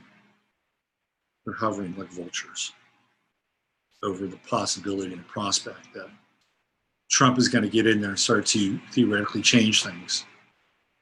And I think we'll get lawsuits over the red flag stuff. I think it'll happen if he goes that far. Anyway, let's just recap here, because I wanted to show you patterns that are connected between almost every single person involved that I've brought up today. Whether it's kind of being at a high level for a shady global adoption agency, to somebody, who was an ex-FBI field officer, to working for Cubic Communications, a high-level technology company, to the father of Nicolas Cruz, the adoptive father being a so-called executive in advertising with a company that has its tentacles in a number of different places, including technology, to the Robert Holmes connection. Well, I didn't get into the Peter Lanza stuff too much, but again, Peter Lanza he's a banker. He is a banker, and he was connected to LIBOR, just like Robert Holmes is connected to LIBOR. He's again involved in high degrees of computational statistical analysis, data, economic trends, forecasting, accounting at super high levels, right? That's the father, so-called father of Adam Lanza. And then we have the connections between James Holmes and John Earnest growing up in the same town. And we have the Hogs, who were living at one point in Rancho Santa Fe within a 25-mile radius. And then, of course, Escondido being connected to that whole area, and then the rabbit hole known as Valley. So what is really going on here? What are the questions we should really be asking? The questions, I can't, and then there's the stuff with Crucius. And the minds, I didn't even get into that stuff. Right, Patrick Crucius and his father, who is connected to this, what is it? Here, let me find it. That's the other thing, right? Is the Crucius material. Where is it? Right here. Here, let me throw this up there. It's more. This DC dirty laundry. Follow the dots, MK Ultra, and the El Paso shooting. John Brian Crucius is Patrick's father. He's a counselor involved in infused being therapy. What is that? In Dallas, he works for Timberlawn Mental Health, which is apparently a nightmare, and they had to shut it down.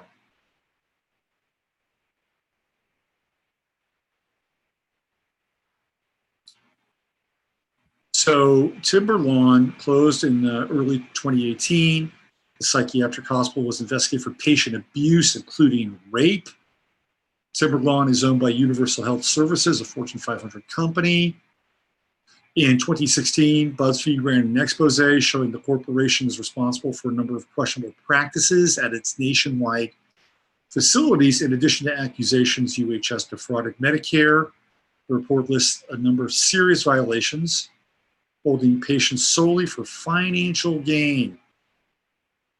The FBI and DOD teamed up to investigate billings to TRICARE, the insurance plan for active military and their families.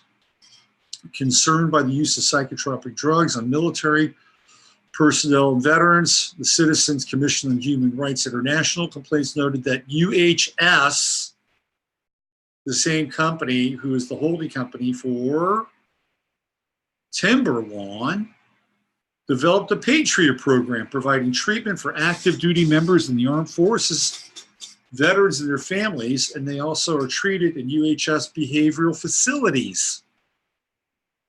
Researchers at Yale School of Medicine reported in the American Journal of Geriatric Psychiatry, 30% of veterans are prescribed psychotropic drugs have been not diagnosed with mental health problems. So 30% of the vets that they're treating are okay, and then they get them all jacked up on meds. How about that? That is from the Yale School of Medicine. This is not some conspiratorial shit here. That's a fact, Jack. Oh, boy. Colin A. Ross, Institute for Psychological Trauma. Ross is well-known for treating patients for multiple personality disorder and associated trauma disorders, including depression, self-mutilation, and suicide at, guess where? Timberlawn Mental Health System of Dallas.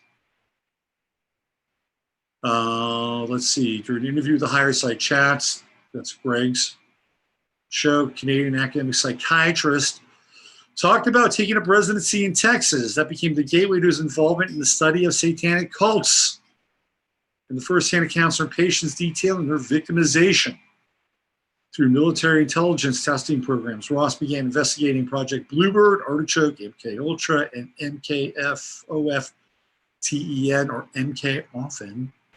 Ross describes his previous interactions with Sidney Gottlieb, notoriously credited with spearheading the CIA's efforts to control the human mind. Gottlieb took part in numerous military intelligence experiments, from using LSD on unsuspecting Americans, leading the charge on MK Ultra. So we have Gottlieb, we have this guy Ross, Colin A. Ross, we have UHS, we have Timberlawn, and we have Ryan Patrick Crucius, Patrick Crucius's father, who worked at Timberlawn. You can't make this shit up. Can't make it up. Look at the connections. Are they coincidental? Nowhere in any of these personas, even with Nick Cruz, his adoptive father was a high-level advertising executive with this Robert Mark company, who of course has its own tentacles into computer software, organization, personalization, all that stuff. Nowhere in here is anybody even remotely average. They're not average. Maybe the most average is John Earnest's father, who teaches at a high school, but he's teaching physics to advanced placement students. He's not teaching shop. Everybody I've just mentioned at one side of the equation or the other is connected at a very high level with either computer science, the military-industrial complex, psychiatry, and or finances, global banking, and then adoption. Why is nobody talking about this? This is the news. You connect the dots on these parents, they're not average. They don't have lawn care businesses. They don't own restaurants. They're not janitors. They're not plumbers. They don't own muffler shops. The so-called shooters, or these kids, or the kids they're not your average kids. And there's probably a very good chance that because of their relationship with these associated entities, that their childhood may have been interrupted on some level. And that they became divergent. Split personalities, capable and able of who knows what. This is the story. This is the story that people aren't talking about. It's who's behind the bullets. We talk about children. We talk about parents. We talk about the responsibility parents have to children. Why is it that in every single case, the parents are given a white glove treatment? Why is that? Is that a respect to the parents? Oh my God, the parents must be so horrible. Their child went astray. They had absolutely no control over their child. It was society. It was the evil nature of society and the ideas that they were ingesting from the internet that got into their mind like a brain-eating amoeba and ate away at their brain and ate away at their consciousness. It took their souls. That's essentially what we're being peddled. That's essentially what's being sold to us. And it's bullshit. It's a total con job. What are the roles of the parents in these children's lives? And then we're on to the next one. I guarantee you, we'll be on to the next one. We'll be on to the next one. And I'm sure we'll see more high strains with the parents, or maybe now, their algorithm is picking up that we're picking up on their algorithm. So they'll change the algorithm, right? It might be something completely different. Anyway, that's the story. This is the story. Who's behind the bullets? Look at the connections. Look at the networks. Look at the geographic location. What are the odds that David Hogg, Robert Holmes, John Earnest, and I believe Emma Goldman are all living within 25 miles of each other? Man, that is shocking. To me, it's shocking. So, coincidence. James Holmes, John Earnest, both from Rancho Penasquitos. Coincidence? Question mark? I'll let you decide. All right, let me get back into the chat room. So we have here Robert singular, but then again, mutable Virgo is a kind of multiple Virgo. Realizing the role my fan had in my programming makes me ill. Biophobia is a real issue. What else we have? Sidney Gottlieb got help from Dr. Ewing Cameron. Yep, that's it. I want to talk a little bit about programming from a personal perspective. Thank you for this great dot connection. Gotta say the Second Amendment. Psychiatrist confirmed for ideal org. Scientologist. What else we have? Going to open carry my Walmart tomorrow. Good luck, Tony, on that. Blue Dot says, I think they're high-level position your offspring for these operations. I think so. Yes. What else we have here? The 11th house, my friend's mom is a patient at a psych hospital in Michigan that Colin Ross directs, the trauma treatment program. She said it was hellish. My God. Sandy Hook. Maybe we'll do that another day. Sandy Hook, man, that is just so radioactive. It's the Sandy Hook. I want to talk a little bit about trauma. I want to talk a little bit about programming and how it affects us. Personal story, personal anecdotal. I was at the farmer's market yesterday. And there's this family, two families. Saw one of them last week. One of the most beautiful examples of a young family I've seen in years. Beautiful. Father, mother, probably in their early 30s, 4 kids, each one of them just shining examples of health. They loved each other, beautiful to see. And their friends were with them. Same deal. I mean, it was like, this is how theoretically it's supposed to be. And I don't care, what color of the skin the family is. But they were all there. The father was there, the mother was there, the children were there. They were all there. And they were all going to the farmer's market. And I remarked last week when I saw this family that, my God, it might be the most healthy, physically, psychologically, spiritual family I've ever seen. I don't even know them. But they were like a neon sign. It was just shining. So a good friend of mine who was there yesterday saw that family. I got a text from her, and she saw something about that family that she did not have for herself. And I even caught a whiff of that last week when I saw them. Because to me, they say the grass is greener, but this is pretty green grass. And for me, it was like, wow, what a beautiful personification of a family. She saw it too.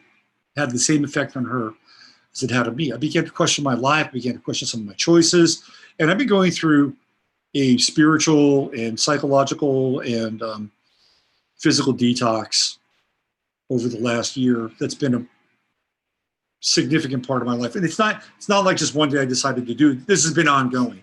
It's just gotten to the next level.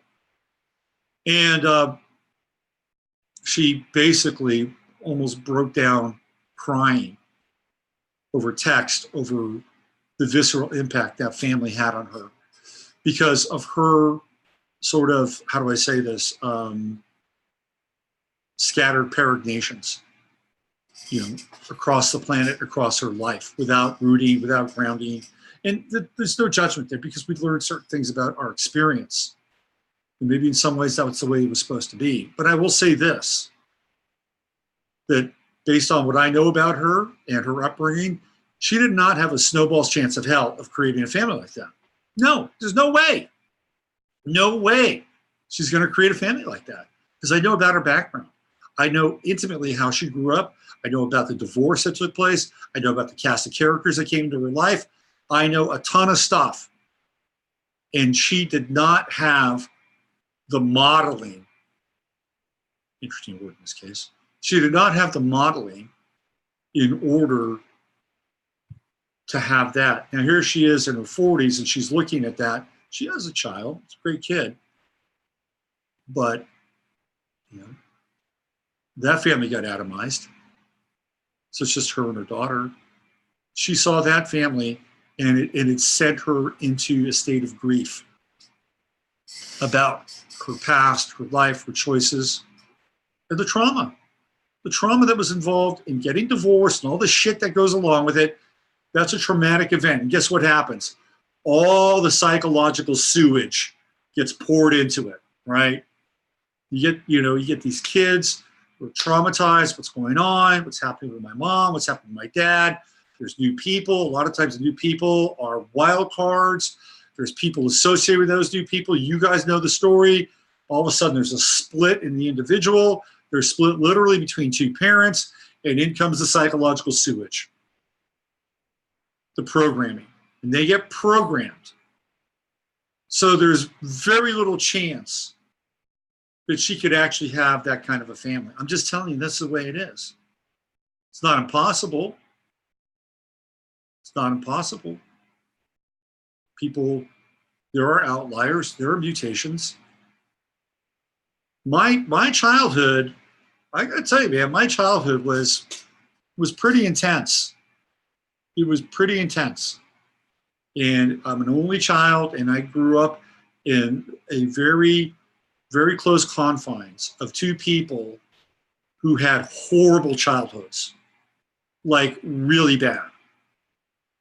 and who managed to sort of find each other on this lifeboat called matrimony and cling on to it for 50 years.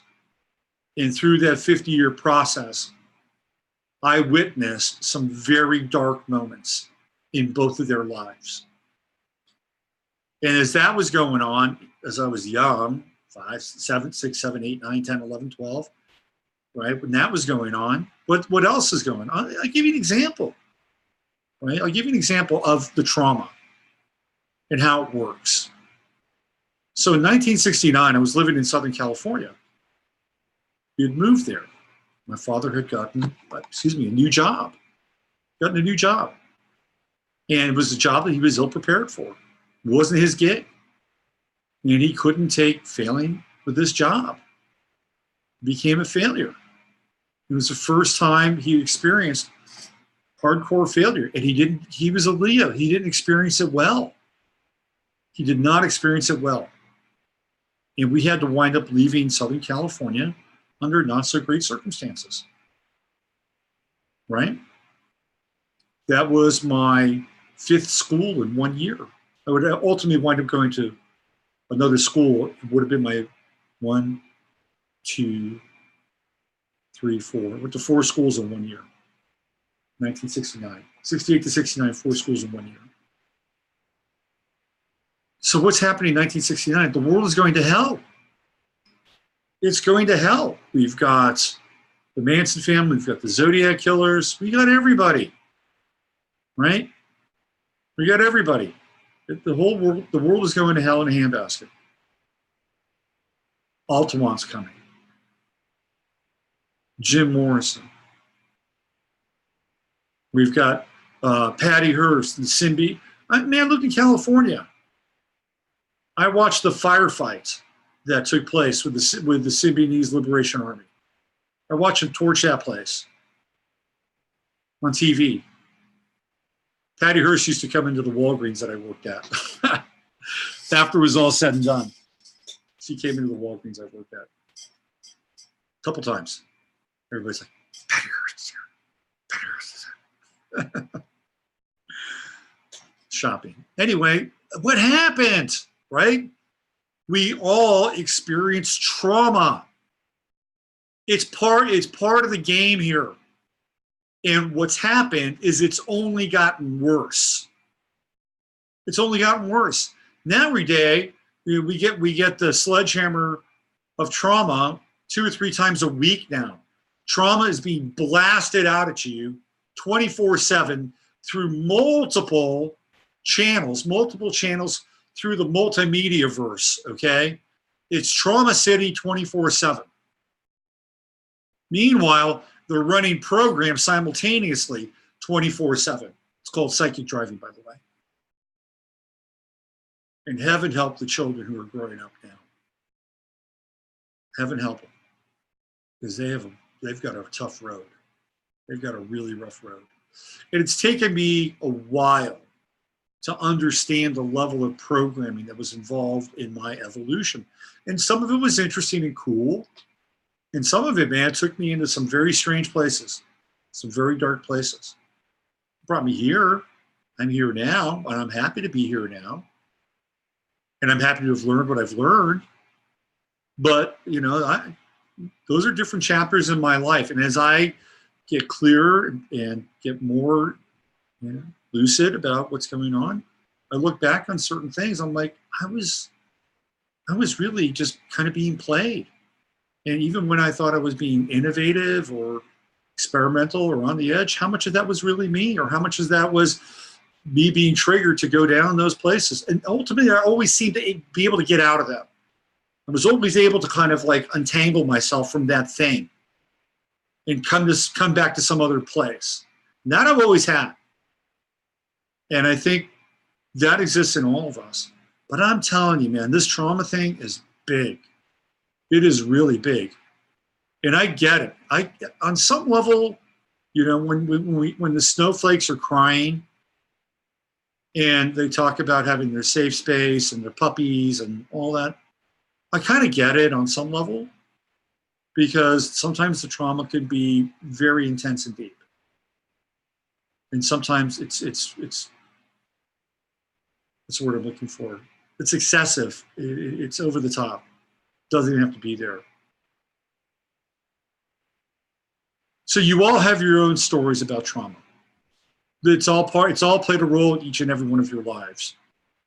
And it's all been connected to some shotgun blast of programming that we've all been at the effect of. And our lives are, in a lot of ways, an amalgamation of the choices that we've made or we think we've made that may not have even been our own. And the best thing you can do right now is to forgive yourself for anything that you've done that puts you in a place where you look at, I should have done this, or I could have been that, or this is the type of life that deep in my heart of hearts, I really wanted. You didn't have a chance. Most of you did not have a chance. I'm telling you right now. And if you manage to create and craft a life that has meaning, measure, and love, and respect and integrity, thank God, thank your parents, give a little pat on your back to yourself and whoever helped you. Because it is an act of heroism to be able to have that in the world that we're living today, and it should not be undersold. Okay? Shouldn't be undersold. A lot of times people come to me and say, what am I supposed to do on the astrology stuff? What am I supposed to do? What am I here for? And I'm more than ready, willing, and able to help people with that. That's what I do. But if you have a gig and you have a family and your family is relatively healthy and stable, relatively, and you've got a relatively decent relationship, you are ahead of the game. You are freaking ahead of the game. And you can build on that. Let's take stock of where we are in our lives. Most of you never had a chance based on everything that's gone down. And the ones of you who have had good upbringings, solid support situations, then you have a responsibility. You have a responsibility to build on that and to help people and to sort of model whatever it is that stayed alive and intact with you. Very important. Very important.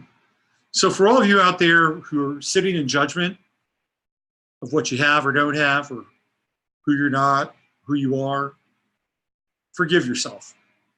Forgive yourself. In many cases, we're all fighting an uphill battle here, both in terms of what we inherited genetically, what we inherited from our families, and then, of course, the consistent and continued bombardment of a culture and a society that is deeply invested in social engineering and farming our consciousness.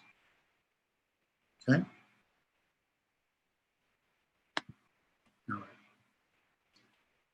All right, let's see what we have here in the chat room. Let's see, what do we have? Let's go back in time here.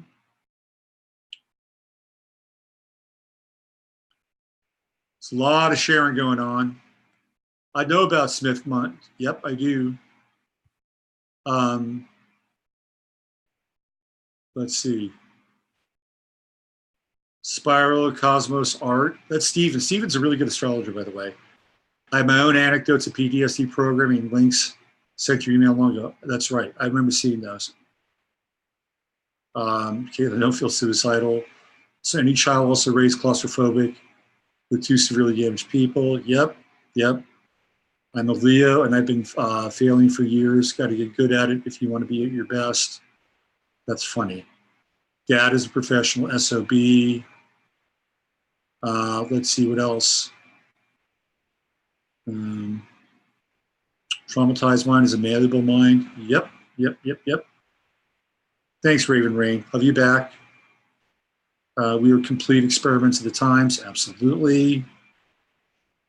Yes, they want us all fight or flight mode based consciousness. That's true. Ani, let me tell you about my narcissistic mother.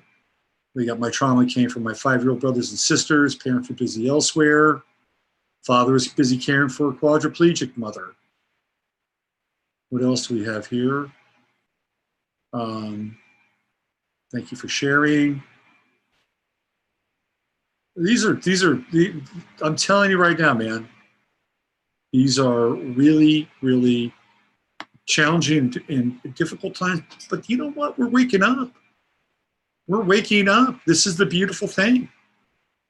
Don't be afraid to wake up.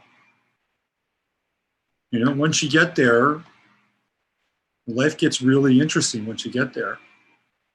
Because once you get clear of a lot of the bullshit, and you can get clear of it, by the way. Once you get clear of a lot of the bullshit, guess what happens? You can practice magic. You can practice a high level of magic. You don't have to cast any spells. You don't have to have any magic wands. You don't have to do any of that stuff. It just flows through you, you know, from the divine cosmos. I'm quoting David Wilcock there. From the divine source, from the creator. Right? The Alpha and the Omega. Think about it. Think about that for a moment. The entire freaking universe is inside of you. Think about that. That is kind of mind-blowing. The entire universe, everything, is inside of you. It's all inside of you.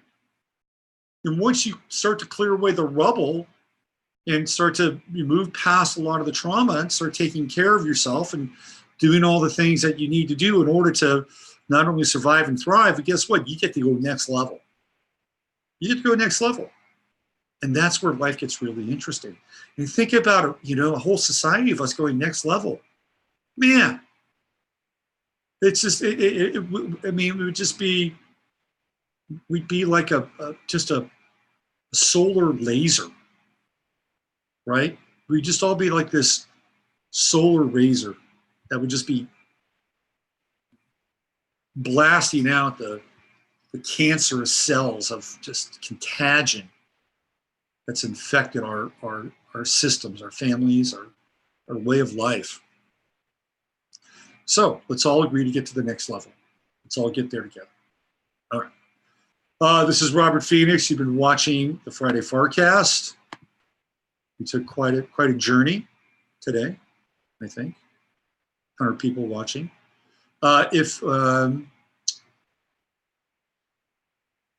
If you like the show, click the little button there. Okay, I just did. I just liked it. Click the button and like it. And if you haven't subscribed, subscribe to all that stuff. And I hope to see as many people as possible in October. We're going to have the event. Okay. All right. That's it for now. From here, I'm Robert Phoenix. Use your head to discern what's real, your heart to accept what's possible. I'll see you guys on Sunday night. Astro Live. We're going to get into some interesting stuff on Sunday night. Be a part of it. Until then, take good care.